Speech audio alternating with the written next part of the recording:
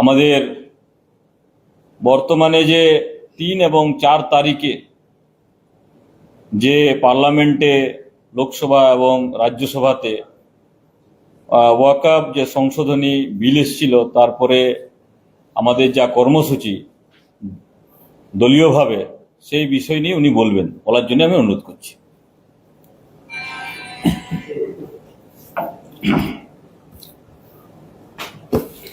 I thank all my friends in the media fraternity for being here today.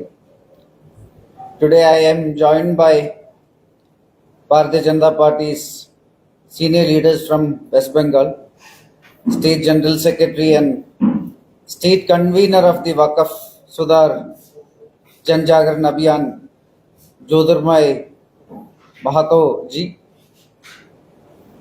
State Minority Morcha President Charles Nandi ji, State Secretary Dibanjan Guha ji, and today I am here to address on a topic that is of utmost importance to all the people of India.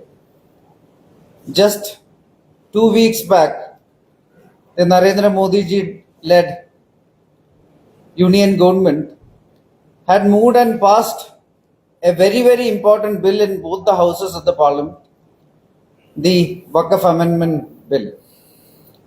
On the 5th itself, the Honorable President of India had given signature and consent to the bill. So now this bill is the law of the land.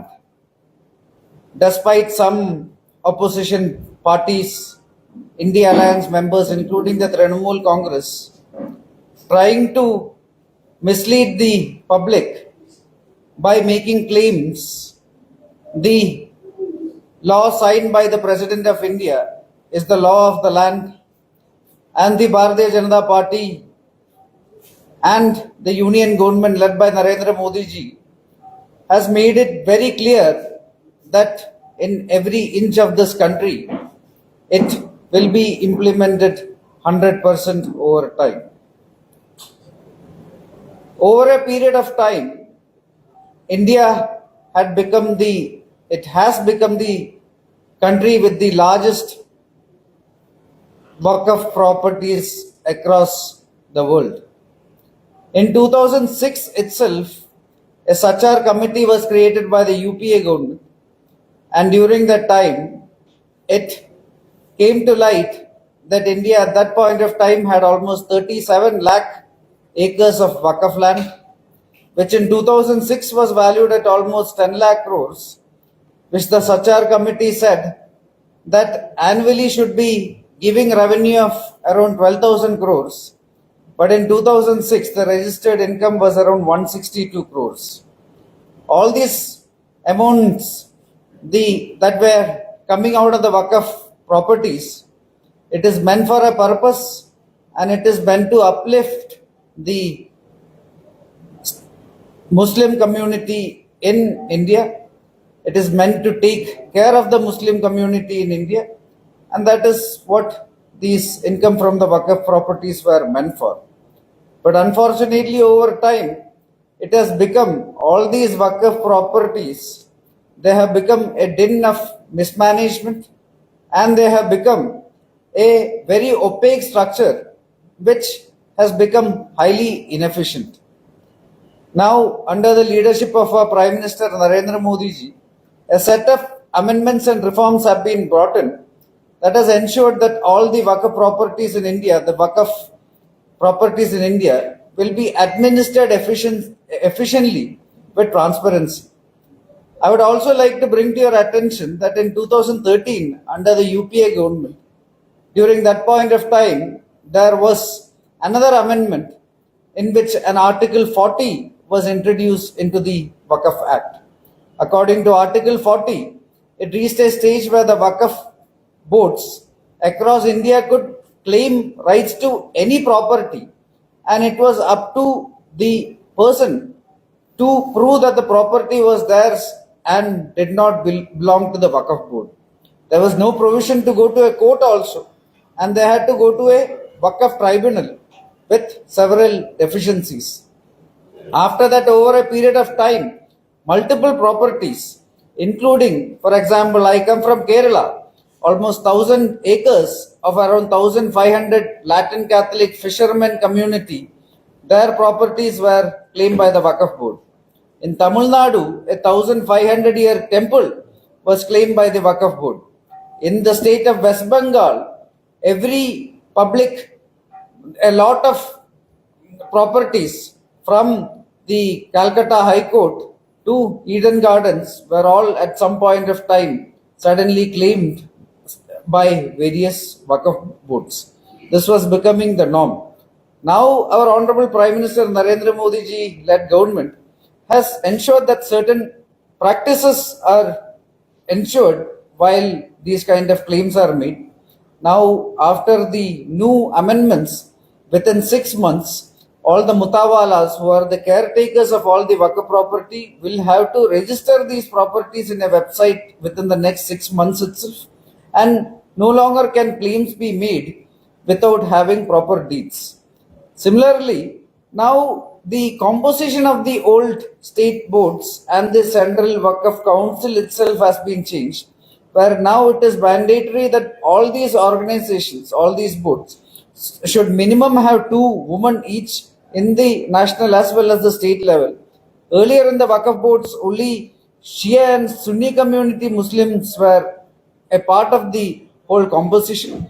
Now our Honorable Prime Minister has ensured that even minorities among the Muslim communities, like Bohra community, Agagani community, like Ahmadiyya community, they all can also have a representation in these Waqf boards, and they can create their Waqf boards.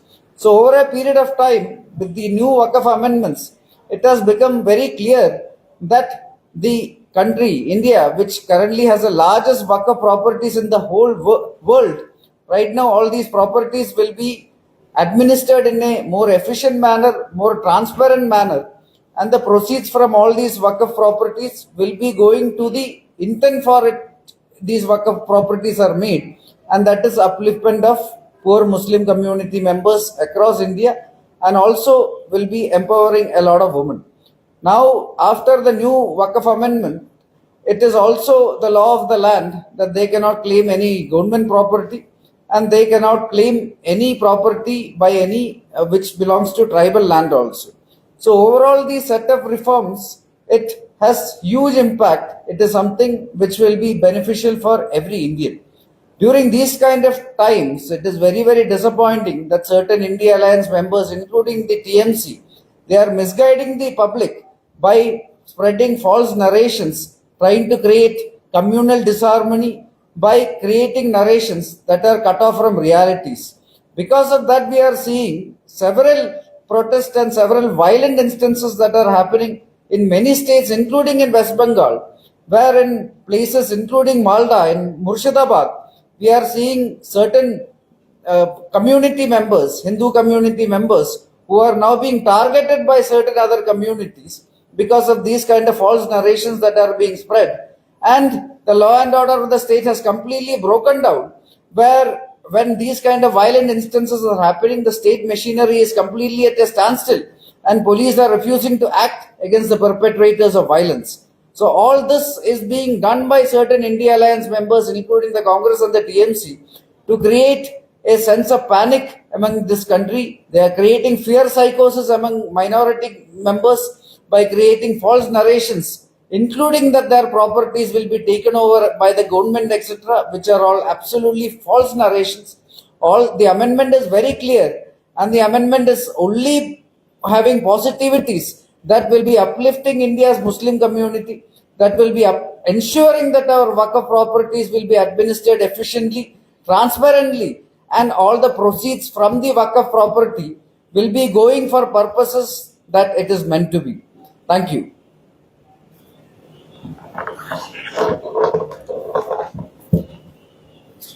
Are there any questions I can take?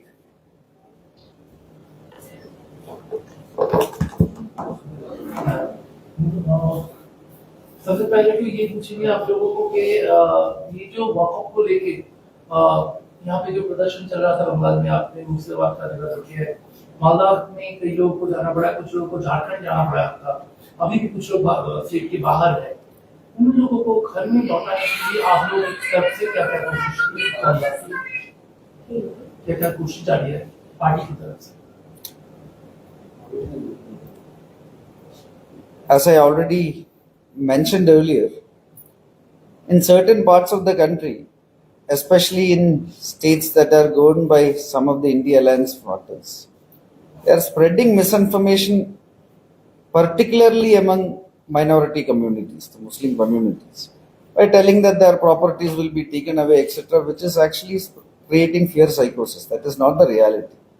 And then they are also using this situation to perpetrate, to encourage violence, which is happening in Murshidabad, which is happening in Malda, where panicked minority communities are now going and creating scenarios, they are creating violence, and the state machinery is not acting against it in any manner. So already our Bharatiya Janata Party members, we have a very strong organization here. Our people are on the ground. They are interacting with all the people who are affected, and all possible avenues, including legal avenues, will be taken to ensure that they will go back. The governor of the state is a constitutional representative here. He has also gone there as an independent constitutional representative.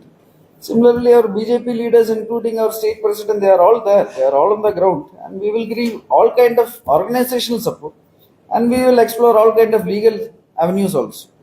And some of the leaders have also suggested that if that doesn't work out, there should be other mechanisms. Some people are even so that we will get on when the time comes.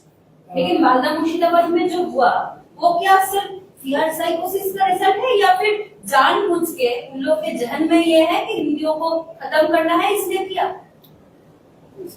There are multiple reasons. So the India Alliance members are creating fear psychosis, saying that their properties will be taken away, etc., which is false.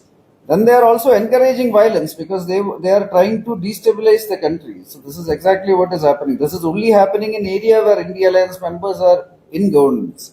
At this moment, there are 30 states in India. 21 of them are governed by the NDA, 14 by the Bharatiya Janata Party. There is no issue of any violence in any of these places. Isolated incidences are happening in 2-3 states where it is the India Alliance members who are in governance. So this itself shows that this has a hand of the government also.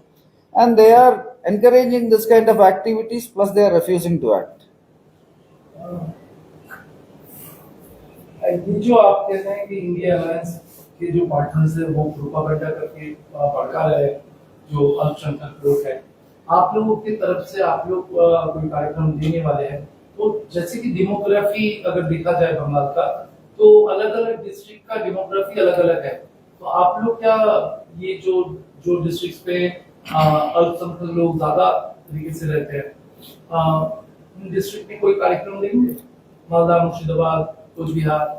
I am here as a part of the Jan Jagran Abhiyan of the Waqf Sudhar bill. And this is a national level committee that is created by our national president JP Naddaji, where this Abhiyan, the main purpose is to ensure that every single Indian, we take the message of what the bill is everywhere. From Kashmir to Kanyakumari, from Kashmir to Kamrup, every single state, we will be ensuring that till the last booth, the message of what this bill is supposed to be, we will be taking. Our Honorable Prime Minister do not differentiate between majority and minority community. He works with the developmental motto of Sabka Saath, Sabka Vikas, Sabka Vishwas, where he is working for 140 crore Indians. He doesn't differentiate between Hindus and Muslims. So in every area, whether whoever is majority there, we will be ensuring that we will be doing even still the last mandal to ensure that people are aware of what we are doing. This particular bill, the biggest beneficiaries are the poor Muslim communities, because they are the ones who will be getting at this moment the proceeds that are coming from various Waqf properties. It is not reaching to them. So now with transparency and efficiency, The biggest beneficiaries of this bill are poor Muslim community members.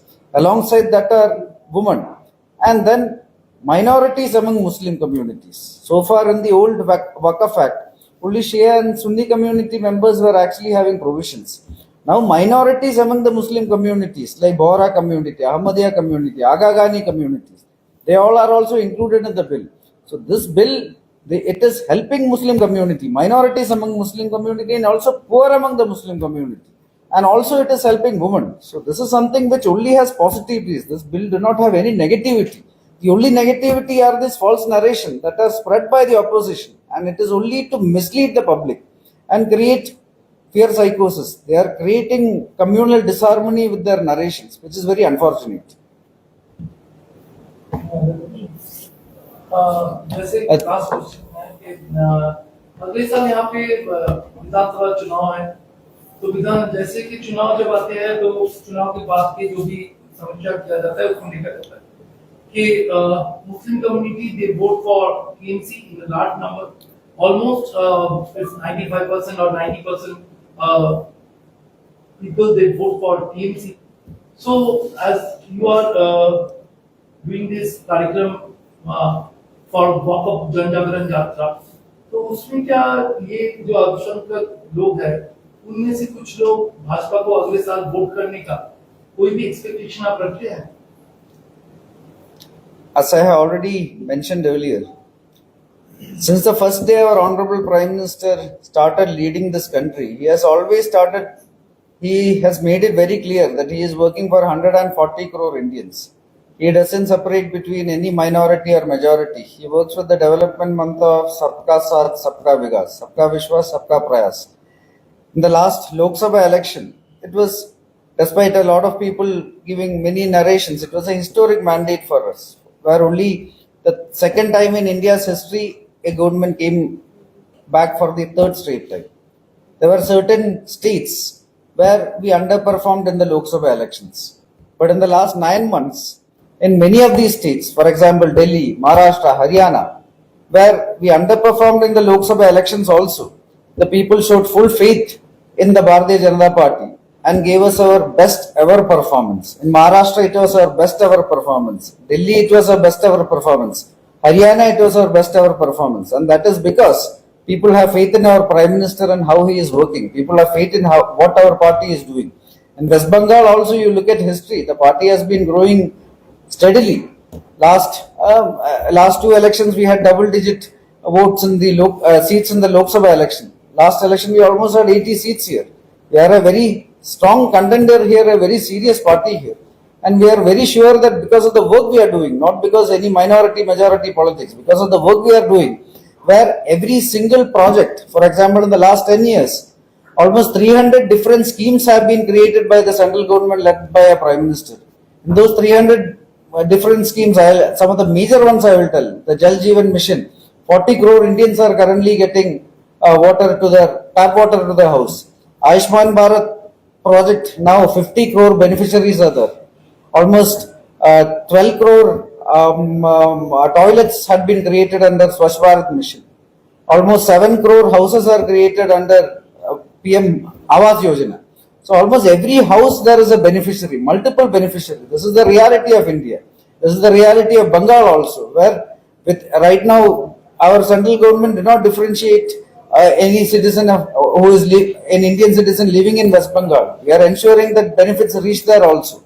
So because of the work we are doing, with our motto of Sabka Saath, Sabka Vikas, we are very sure that people of Bengal will also be voting for this, including minority community members. One example I will bring, the triple talaq.